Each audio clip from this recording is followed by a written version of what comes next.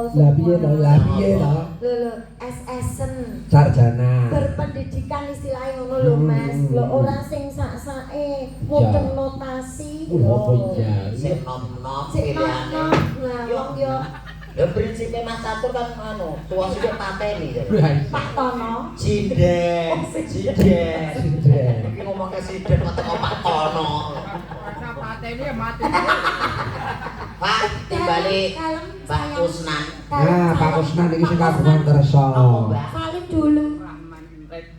Waduh, Brahman silet entet. Tit. Liyane entet to, Pak? Mboten.